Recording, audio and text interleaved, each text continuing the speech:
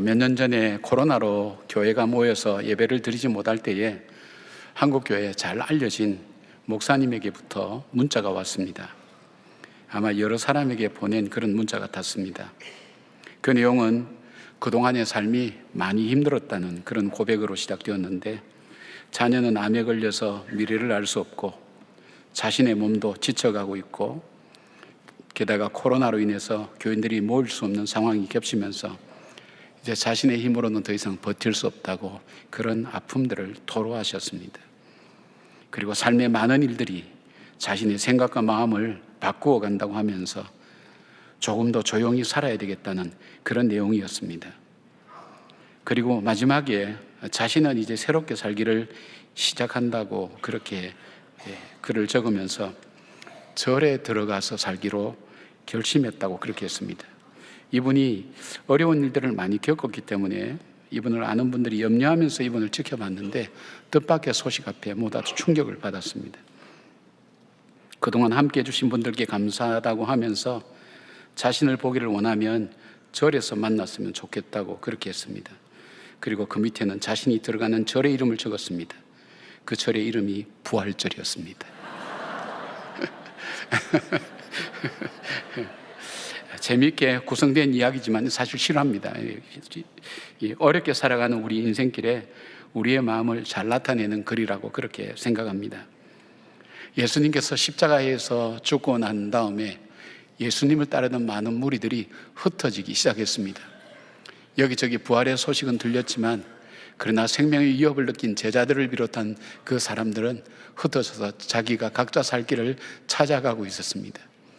오늘의 이 본문의 내용은 그 내용을 다루고 있습니다.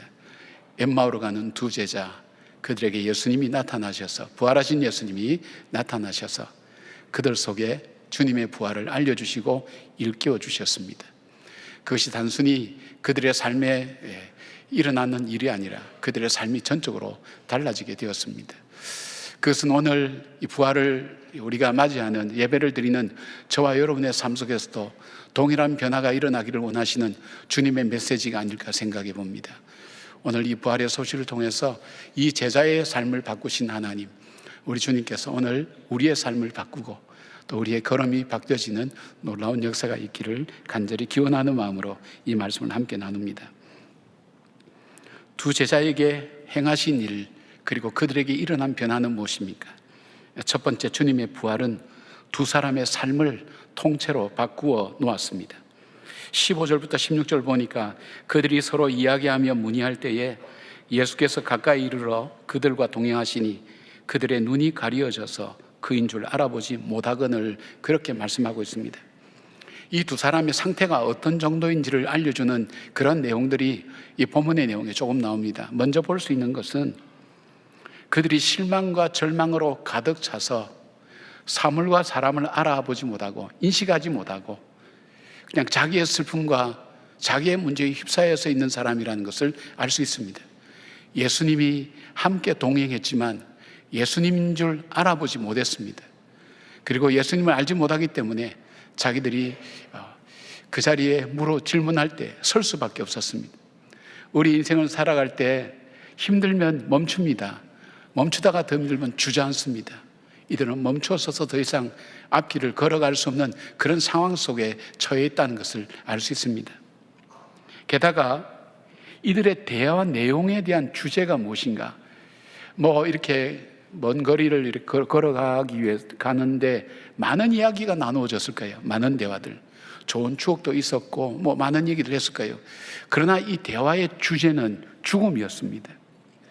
죽음이 그들의 주제였습니다. 무슨 얘기를 해도 그 속에는 죽음과 허무가 짙게 비어져 있는 그런 대화였습니다. 또 그들은 어떤 모습이었다고 얘기합니까? 성경은 그들의 얼굴빛이 슬픈 빛이었다고 그렇게 얘기합니다.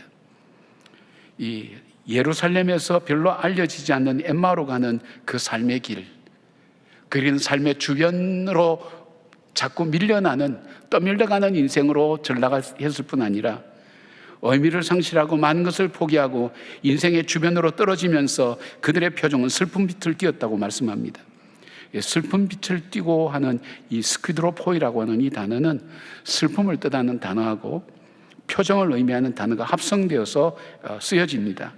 깊은 시리를 잘 보여줍니다. 심리학자 허버트 앤더슨 교수는 슬픔이란 가장 소중하고 귀하게 여기던 것을 잃어버렸을 때 나타내는 당혹스러운 감정의 덩어리라고 그렇게 했습니다. 그들의 삶은, 그들의 모습은 예수님을 잃어버린 실망, 예수님이 죽은 것이 아니라 자기들의 소망이 죽었고, 예수님을 잃어버린 것이 아니라 자기들 자신을 잃어버린 사람의 모습을 오늘 본문은 잘 보여주고 있습니다. 그런데 대반전이 일어납니다. 이들이 그 예수님을 만나고 난 다음에 그들의 삶이 바뀌었습니다. 어떻게 바뀌었습니까? 그들의 걸음은 삶의 주변인으로 내려가던 그 걸음, 예루살렘에서 엠마오로 가던 그 걸음이 돌이켜서 예루살렘으로 삶의 방향이 바뀌어졌습니다. 그들의 대화는 더 이상 죽음이 아니었습니다. 부활과 생명에 대한 대화의 내용이 그 속에 있었습니다. 그들의 표정은 슬픈 빛이 아니었습니다. 그들의 표정 속에는 확신과 그리고 평안과 그리고 무언가 새 생명을 얻은 소망에 찬 그런 표정이었습니다. 그 걸음을 가지고 그는 절망 가운데 있는 친구들에게 달려가고 있습니다. 이 부활의 소식을 전하려고 말입니다. 무엇이 그들을 바꿨을까요? 부활하신 주님을 만난 후 그들의 삶이 바뀌었다는 것입니다. 그렇다면 이 부활하신 주님을 만났다고 한다면, 오늘 우리가 이 부활하신 주님을 분명히 믿는다면 우리 삶에 이런 변화가 나타나야 됩니다. 여러분, 우리 인생은 어떤 인생입니까? 수고와 슬픔밖에 없다고 그러지 않습니까? 성경에 70여 강건한 80인데 수고와 슬픔밖에 없다는 것. 그래서 허무주의라는 것이 나타납니다. 이것을 극복해 보려고 사람들이 별다른 노력을 다합니다. 그런데 그 대화의 주제는 전부 다 죽음 아닙니까? 자식들 얘기, 사업 얘기 여러 가지 많이 나누지만 여러분 그 속에 소망이 있었습니까? 소망이 있는 대화입니까? 생명력이 있습니까? 어쩌면 우리들의 삶, 그것을 반영해 주는 그런 모습, 그러나 부활하신 주님을 만날 때 이들은 바뀌어졌습니다. 그 대화 속에 평범한 일상이지만 그 속에 생명력이 있습니다. 그들의 얼굴빛 속에 평안이 있고 확신에 찬 모습이 있었습니다. 무엇일까요? 부활한 주님을 만났기 때문입니다. 바울은 이 부활한 주님을 만나고 난 다음에 자기 삶이 달라졌다는 것을 그는 간증합니다. 사도행전 9장에 다메섹으로 가던 중에 부활하신 예수님을 만났다고 그는 그렇게 고백합니다. 사도행전 22장에 가면 예루살렘 군중에게 자신의 회심을 간증합니다. 자기는 유대교에 열심이었는데 다메섹으로 가던 중 부활하신 주님을 만나서 변화되었다고 얘기합니다. 사도행전 26장에는 아그리빠 왕 앞에서 자기의 회심을 간증합니다. 자신은 예수 믿는 사람을 핍박하던 삶을 살았는데 부활한 주님을 만나서 이방인을 위한 사도가 되어 복음 즉 예수 그리스도의 십자가의 죽음과 부활을 증거하는 증인의 삶을 사는 사람으로 변화되었다고 얘기합니다. 아그리빠 왕이 오죽했으면 사울아 그랬죠. 그때 사울하니까 미쳤다. 지식이 너를 미치겠다. 너 많은 지식이 너를 미치겠다. 인간의 이성으로는 이해가 되지 않거든요. 어떻게 저 사람이 저렇게 달라질 수 있을까? 그런 이야기까지도 들었습니다. 그러나 바울은 변한 자기 삶을 증거하고 나타내 보이면서 자기의 삶을 믿음 안에서 끝까지 살다가 이 메시지, 주님 부활하셨다는 이 복음을 전하기 위해서 마지막까지 순교하고 복음을 전했던 사람으로 우리에게 알려지고 있습니다. 여러분, 부활한 주님을 만났습니까? 그 주님을 믿는 그 믿음이 우리 마음속에 확실히 있다면 우리의 삶의 방향이 달라져야 됩니다. 어떻게 달라집니까? 수고와 슬픔밖에 없는 우리 인생길, 결국 죽음밖에 우리를 기다리고 있는 것이 없구나. 무엇을 해본들 무슨 의미가 있을까 생각하는 그 삶이 아닙니다. 주님이 다시 살아나셨다는 것, 그리고 그 주님의 부활은 나의 부활의 첫 열매가 되셨다는 그 확신과 믿음을 가질 때에 우리의 삶의 방향은 달라집니다. 사명이 있는 자의 삶을 살게 됩니다. 그리고 지쳐서 힘든 사람에게로 달려가게 됩니다. 이 소식을 듣지 못한 사람에게 전하는 자의 삶으로 전환됩니다. 우리의 대화의 주제가 바뀌게 됩니다. 소망으로 바뀝니다. 생명으로 바뀝니다. 기쁨으로 바뀌어집니다.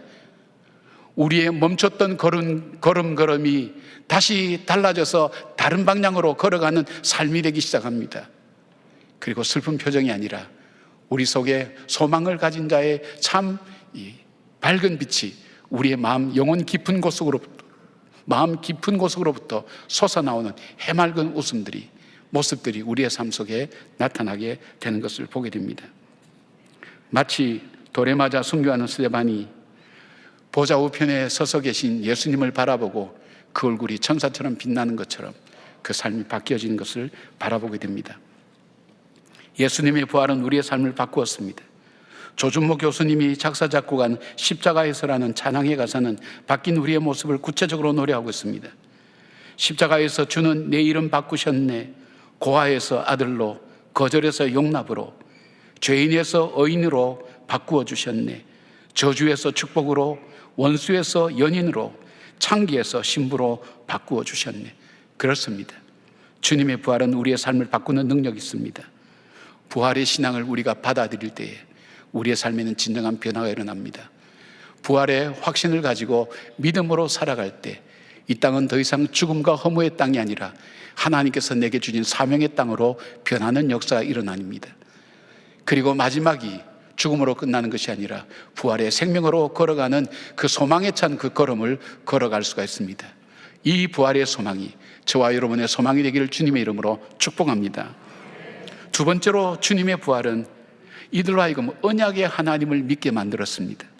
27절 보니까 이에 모세와 모든 선지자의 글로 시작하여 모든 성경에 쓴 바 자기에 관한 것을 자세히 설명하시니라. 이 제자들이 자신들의 슬픔과 문제에서 벗어나서 알 수 없는 감동과 마음이 뜨거워지는 것을 체험한 것은 예수님을 통해서 하나님의 언약의 말씀을 듣고 난 뒤부터였습니다. 그래서 그들은 서로 말합니다. 32절에 그들이 서로 말하되 길에서 우리에게 말씀하시고 우리에게 성경을 풀어주실 때에 우리 속에서 마음이 뜨겁지 아니하더냐라고 이야기를 합니다. 싸늘하게 식어버린 이들의 가슴에 다시 생명이 약동하게 만들고 알 수 없는 힘이 그들을 감싸며 그들의 눈을 열어서 예수님과 함께 하심을 깨닫게 한 것은 바로 예수님께서 모세와 그 모든 선지자들로 예언하게 하신 하나님의 말씀을, 성경을 그대로 그들에게 읽어주고 가르칠 때에 그들의 삶에 변화가 오게 되었습니다. 예수님의 말씀이 이해가 되었습니다. 그리고 그 다음 그들 속에 나타난 변화는 그들의 눈이 열려서 지금 나와 함께 대화하는 분, 나와 함께 동행하는 분, 그분이 예수님이라는 것을 그들이 알게 되었습니다. 여러분, 부활을 믿는다는 것은 어렵습니다. 우리의 지성이나 논리나 감동이 아닙니다. 그 어떤 것도 예수님의 부활을 믿게 할 언어나 능력이 우리 인간에게는 없습니다. 그러나 하나님 말씀 속에는 있습니다. 그 말씀이 나를 새롭게 합니다. 내 보는 관점을 바꿉니다. 내 인생의 기준을 바꾸고 내 가치관을 바꾸어 버립니다. 왜냐하면 하나님 말씀은 생명력이 있기 때문입니다. 히브리서 4장 12절 보니까 하나님 말씀은 살아있고 활력이 있어 좌우의 어떤 날선 검보다도 예리하여 혼과 영과 및 관절과 골수를 찔러 쪼개기까지 하며 또 마음의 생각과 뜻을 판단하시나니라고 말씀합니다. 예수님의 부활을 실제 체험한 베드로, 그는 베드로전서 1장 3절에 이렇게 말씀합니다. 예수 그리스도를 죽은 자 가운데서 부활하게 하심으로 말미암아 우리를 거듭나게 하사 산 소망이 있게 하시고, 23절에는 너희가 거듭난 것은 썩어질 씨로 된 것이 아니요 썩지 아니할 씨로 된 것이니 살아있고 항상 있는 하나님의 말씀으로 되었느니라. 25절에 오직 주의 말씀은 세세토록 있도다 하였으니 너희에게 전한 복음이 곧 이 말씀이니라. 사람의 말은요, 사람을 감동시키기도 하고 울리기도 하고 웃게도 만들 수 있습니다. 생각을 바꾸게도 만듭니다. 말의 능력이라는 것이 대단합니다. 그러나 부활을 믿게 할 수는 없습니다. 또한 예수 그리스도를 자신의 구세주와 주님으로 영접하게 만들 수도 없습니다. 어떤 유능한 설교자나 강연도 복음을 받아들이게 할 수 있는 것은 없습니다. 하나님 말씀 외에는 없습니다. 제가 자란 교회에 기도를 열심히 하는 집사님, 그 집사님이 계셨어요. 네, 이분이 결혼을 하면서 저희 어머니하고 같이 다녔던 분들이니까 결혼을 하면서 안 믿는 신랑하고 결혼하게 된 거예요. 이분은 직업 군인이었는데 월남전에 참전해서 돌아온 분입니다. 근데 굉장히 그 외모나 모든 것에서 전혀 타입이 없는 사람처럼 생겼어요. 마치 북한 무장공비처럼 생긴 것처럼 표정이 그래요. 딱 바르세요. 바르시고 요동함이 없어요.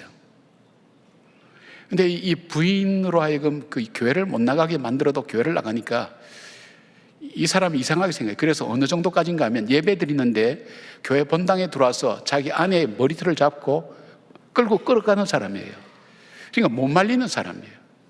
이 사람은 희망이 없다. 절대 변할 사람입니다.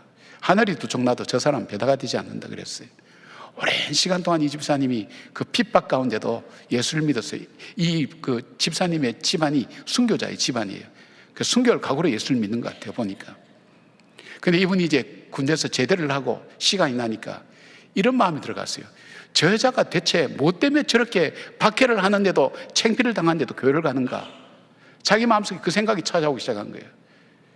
그래서 보니까 저 여자가 들고 다니고 보는 게 성경이거든요. 저 속에 뭐가 들어가 있는지 자기도 한번 연구하기로 생각합니다.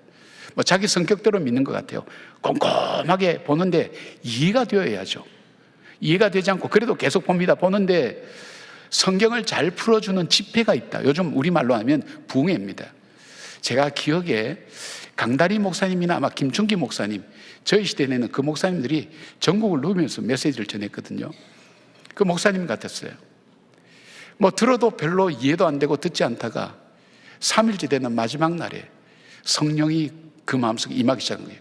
불이 떨어진 거예요. 대굴대굴 굴렀다고 그래요. 밤새도록 굴렀다 그래요. 그리고 그가 기도한 것이 주님 나를 불쌍히 여겨달라고. 뭐 오래된 얘기라서 제가 자세한 내용을 기억을 못합니다만 그런 어떤 이 간절한 심정을 가지고 대굴대굴 굴렀는데 뜨거워서 못 견뎠다 그러는 거예요. 그리고 그가 정신 들어서 말씀을 보는데 이 말씀이 달리 보이기 시작했습니다. 그리고 이분이 이제 만나서 얘기가 그런 얘기하면 성경을 들면서 이 성경이 나를 바꾸었다고. 그 성경을 보니까 줄이 얼마나 쳐져 있는지. 이분은 결국 신학을 하셨어요. 하셔서 부산의 문현동이라는 곳에서 목회하신다는 얘기를 듣고 제가 그게 이제 마지막 소식이 됐는데 그렇게 사람이 바뀌더라고요. 사람이 정말 바뀌는가? 저는 상담을 오랫동안 공부해서 사람 바뀐다는 생각에 맞습니다. 이렇게 이야기하기가 어렵더라고요. 잘 안 바뀌더라고요. 10살짜리 깡패가 20살 되니까 20살짜리 깡패가 되고요. 20살짜리 깡패가 40이 되니까 40살짜리 깡패가 되고요. 안 바뀌더라고요. 그냥 말씀은 바꿔요. 뭘 보면 알 수 있어요? 여러분을 보면 알아요. 저를 보면 알고요. 여러분이 이 시간에 이 자리에 앉아있을 사람들이 아닙니다. 제가 관상은 잘 못 보지만은 그래도 대학에서 철학을 공부해서 손금하고 관상을 조금 볼 줄 아는데 여러분 팔자가 이 자리에 앉아있을 팔자가 아니에요. 사랑하는 여러분, 주님께서 오늘 이분을 바꾸신 그처럼 이 말씀을 통해서 나를 바꾸어 가시고 새롭게 눈을 뜨게 하신 하나님 것을 믿으시기를 바랍니다. 이 본문 속에서 한 가지 더 보셔야 될 것이 있어요. 뭐가 있냐면 예수님께서 두 제자에게 나타나셔서 이들이 망하는 길로 가는 거예요. 지금 엠마 망하는 길로 가는데 그냥 나타나서 짠 하시면서 내 손바닥을 봐라, 내 옆구리를 봐라 이러면 증명이 되고 끝나는 거예요.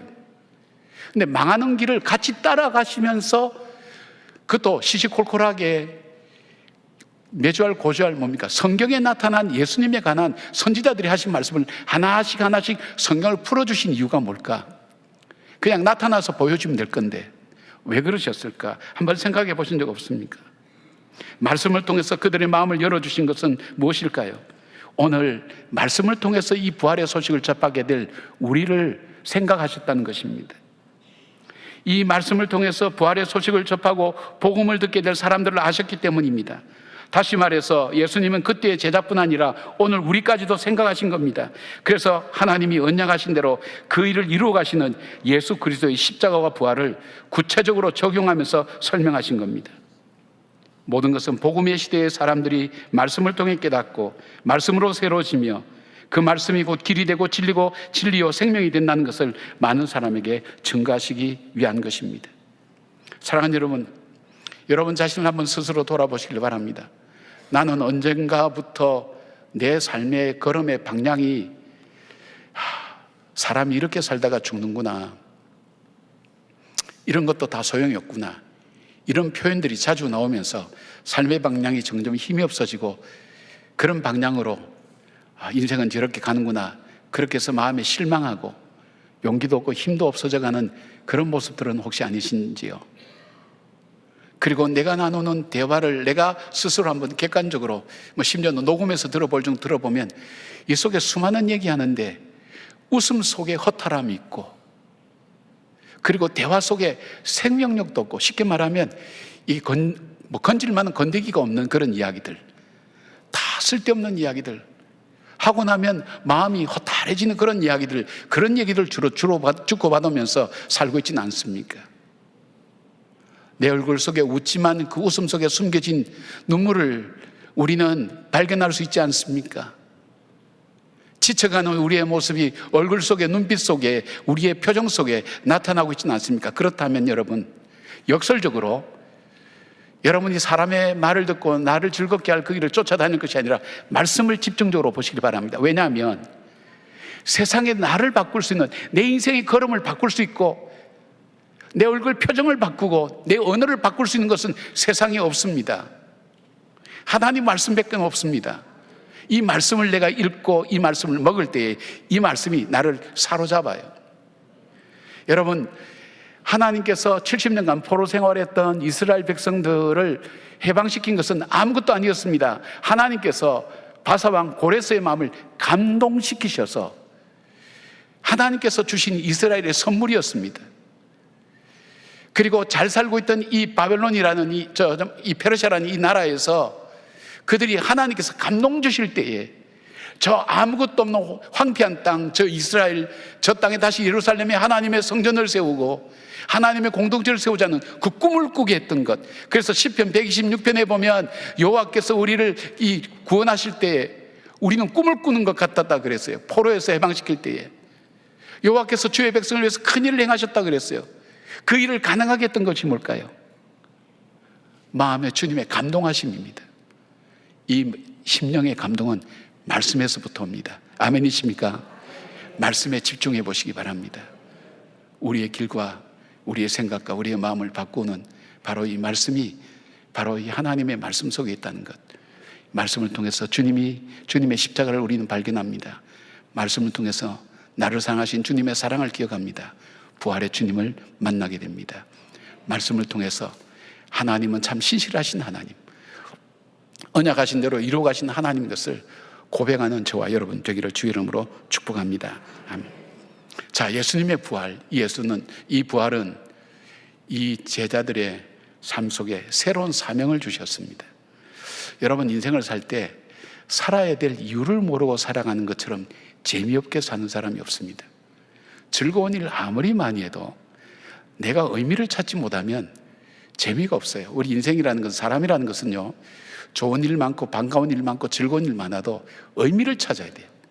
의미가 없으면 아무 소용이 없어요. 의미가 있으면 고생도 힘든 일도 이겨나갈 수 있는데 내가 이렇게 사는 이유를 모르면 우리 살아갈 수 없는 거예요. 지금까지 우리의 삶은 주로 뭡니까? 내가 돈 많이 벌고 잘 살아서 내 자식 잘 되게 하는 것, 그것이 저와 여러분의 목표가 될 수 있지 않습니까? 대부분의 사람들이 다 그런 목표를 거의 다 갖고 있습니다. 내 자녀들이 잘 되고 잘 될 수 있도록 그렇게 물려주고 그렇게 사는 것이다. 그러나 자기 삶엔 재미가 없어요. 일한다고 정신없이 살 때는 무엇 때문에 사는지도 모르고 일하고 매일매일 살다가 정신을 딱 차려놓고 보니까 내가 뭐 때문에 이렇게 살아왔지, 어려움 한번 콱콱 부딪히고 나면 내가 왜 이렇게 살았지, 제정신이 들면서 그때부터는 삶의 재미가 없는 거예요. 왜요? 무엇을 해야 될지 몰랐으니까. 이 제자들이 바로 이 예루살렘 떠난 이유가 뭘까요? 이 예루살렘은 사명이 있는 곳이에요. 이곳에서는 해야 될 일이 있는 거예요. 자기들의 주어진 일이 있었어요. 그 소망을 가지고 살았어요. 그런데 예수님이 죽고 나니까 그 소망이 없어지고 그 의미가 상실되니까 그들의 발걸음은 뭘까요? 재미가 없는 거예요. 삶의 의미가 없는 거예요. 터벅터벅 그래서 걸어 내려가는 거예요. 엠마가 어딘지도 잘 몰라요. 지금 성경에는 25里떨어졌다 그러는데 여기가 어딘지 현재 잘 찾지도 못해요. 조그만 마을이에요. 죽음을 피해서 도망가는 거예요. 떠밀려가는 인생이 될 수밖에 없는 거예요. 여러분, 우리 인생이 떠밀려가면서 살도록 그렇게 사라지는 사람들은 얼마나 고달픈 삶입니까? 조그만 돌뿌리 앞에 넘어질 수밖에 없어요. 그런 삶은. 그것이 우리의 인생이에요. 근데 내가 할 일이 있다. 정말 내가 이 땅에 태어나서 할 일이 있다.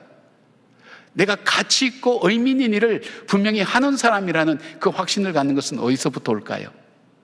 오늘 이 제자들은 부활하신 주님을 만났을 때 그들의 삶의 방향이 바뀌어졌어요. 그들이 떠나온 예루살렘, 그들이 떠나온 제자 공동체로 다시 돌아갔어요. 이유는 뭐냐면 예수님이 부활하셨다는 그 소식을 전하기 위해서.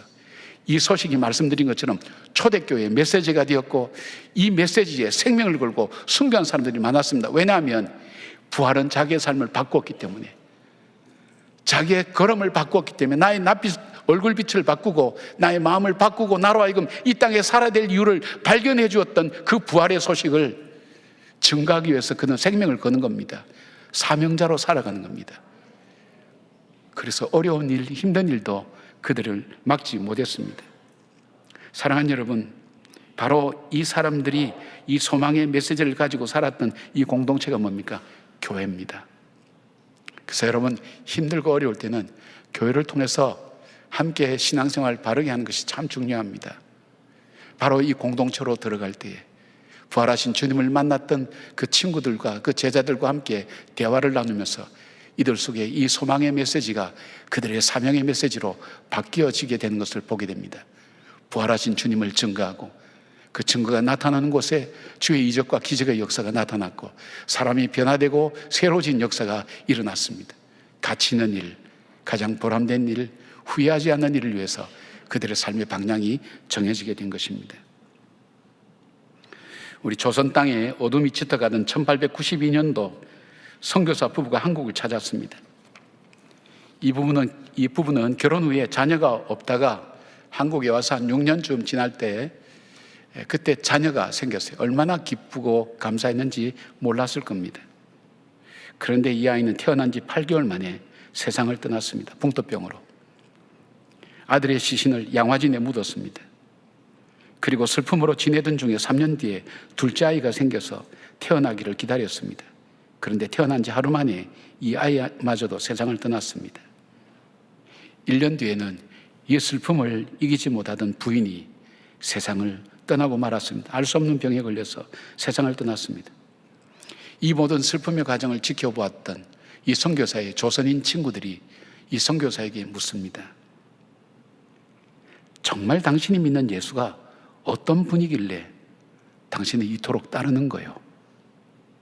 예수가 누구길래 당신이 자녀를 둘 잃어버리고 부인까지 잃어버리고 이 이역만리 고국 땅에 떠나서 살아가는 이 땅에서도 꺾이지 않고 그렇게 살아갈 수 있는 거예요? 이 질문이겠죠. 그때 이 선교사님은 아무 말 없이 자기가 수없이 물어서 얻었던 질문에 대한 답, 그것을 조용히 적었던 그 종이를 내어놓았습니다. 그 내용이 이거였습니다. 예수님은 누구신가? 우는 자의 위로와 없는 자의 풍성이며 천한 자의 높음과 잡힌 자의 노임되고 우리 기쁨 되시네. 예수님은 누구신가? 약한 자의 강함과 눈먼 자의 빛이시며 병든 자의 고침과 죽은 자의 부활되고 우리 생명 되시네. 예수님은 누구신가? 초한 자의 정함과 죽을 자의 생명이며 죄인들의 중보와 멸망자의 구원되고 우리 평화 되시네. 예수님은 누구신가? 온 교회의 머리와 만국인의 구주시며 모든 왕의 왕이요 심판하실 주님 되고 우리 영광 되시네. 아들이 죽을 때도 던졌던 질문들, 아니 선교사로 올 때 알려지지 않는 이 조선 땅 암흑의 땅에 올 때도 그는 동일한 질문을 던지지 않았습니까? 예수님, 당신이 누구길래 내가 이곳을 가야 됩니까? 아들이 죽었을 때도 주님, 당신이 누구길래 풍토병으로 이 아들을 잃어버린 여기서 이 현장에서 계속 살아야 됩니까? 수없는 인생의 질문이 많았을 거예요. 그 질문이 뭘까요? 예수님, 당신이 누구십니까? 그 질문 앞에 하나님께서 대답해 주신 그 대답을 글로 적었어요. 우리 찬송가에 있어요. 이 찬송이 얼마나 우리가 은혜 받은 그 찬송입니까? 이분이 누군가 하면 충청도 지역으로 처음 파송된 프레드릭 밀러 선교사님 부부입니다. 한국 이름은 민노아 선교사님입니다. 이분이 도산 안청호 선생님을 길러낸 분입니다. 민노아 선교사님은 우리 주님이 어떤 분인지를 분명히 믿었습니다. 그래서 어떤 슬픔에도 낙담하지 않고 끝까지 사역을 하다가 양화진에 묻혔습니다. 바로 죄와 슬픔과 저주와 절망의 인간들에게 육신의 몸을 입고 오셔서 십자가에 죽으시고 부활하셔서 성령으로 지금도 우리와 동행하시는 그 주님을 믿었습니다.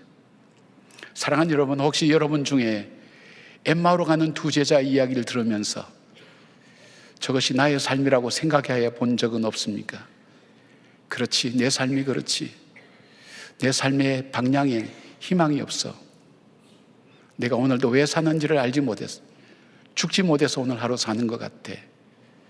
수많은 대화가 오고 가지만 그 대화에는 내 내면의 깊은 곳속으로부터 나오는 희열에 찬 그런 기쁨이 없어.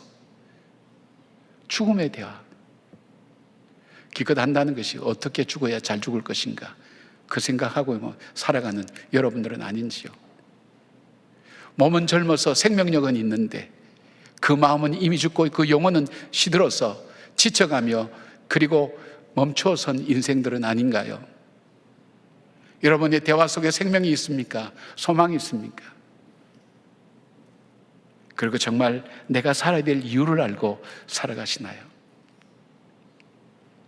부활하신 주님을 만나시기 바랍니다. 그 주님은 말씀을 통해서 만날 수가 있습니다. 선포되는 말씀, 기록된 말씀을 통해서 주님은 우리를 하나씩 하나씩 일깨워 주십니다.